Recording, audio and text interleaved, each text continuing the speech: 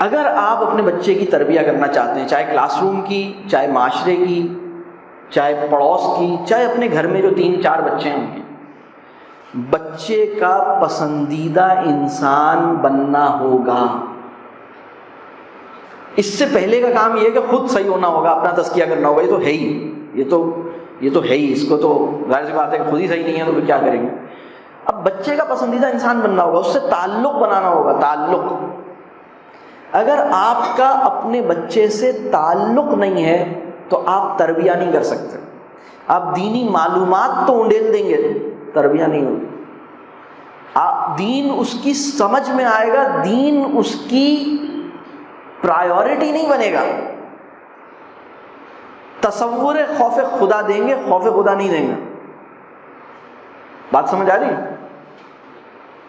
میں مذہبی معلومات میں اگر میرا بچوں سے تعلق نہیں ہے اور میں بچوں کا پسندیدہ انسان نہیں ہوں اور میں ان کو دین پڑھا رہا ہوں تو میں ان کی دینی معلومات بڑھا رہا ہوں.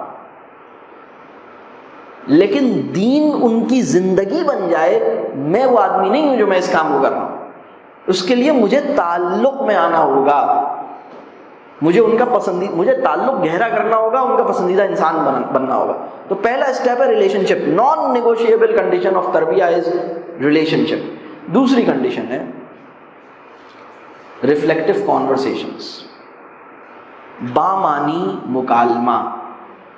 ہمارے معاشرے کا مسئلہ یہ ہے کہ مکالمہ مر رہا ہے اور دھونس دندنا رہی. مکالمے کا احیاء ہمارے معاشرے کی بہت بڑی ضرورت ہے. ہر بچے کے ذہن میں سوال موجود ہیں، ہم ان سوالوں کو ہونے نہیں دیتے، مکالمہ ہوتا نہیں. دین کو مروت اور عقیدت میں تسلیم کر لیتے ہیں، ذہن میں ان کے کلیئر نہیں ہوتی چیزیں. اور پھر جب وہ جاتے ہیں لندن، یا اب تو لندن جانے کی ضرورت نہیں، لندن یونیورسٹی کا کراچی کیمپس یا پاکستان کیمپس بھی آ جائے گا، ایک ٹائم ہوگا، اس میں انہیں پتہ لگتا ہے کہ وہاں مسائل کیا ہیں.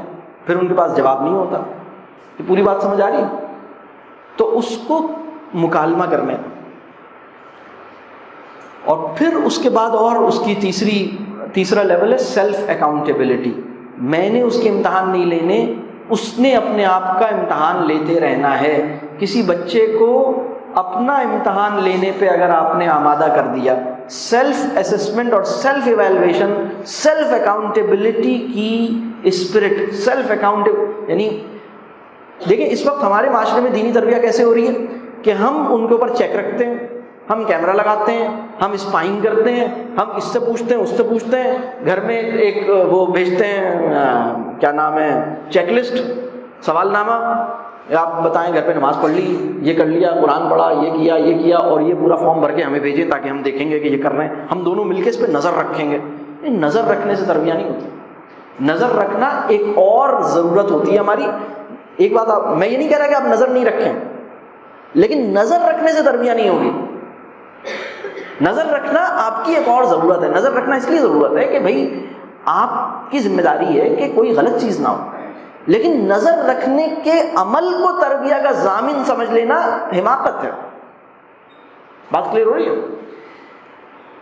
جو تیسرا اسٹیپ ہے نا، جو سیلف اکاؤنٹیبلٹی، یعنی جو اس وقت ہو رہا ہے وہ یہ کہ ہم انہیں چیک کر رہے ہیں. میں یہ کہہ رہا ہوں کہ یہ خود اپنے آپ کو چیک کرنے، اپنی خود احتسابی، اپنی سیلف اکاؤنٹیبلٹی پر یہ راضی اور آمادہ اور اس کا شوق ان میں پیدا ہو جائے، اس کی فکر انہیں پیدا ہو جائے.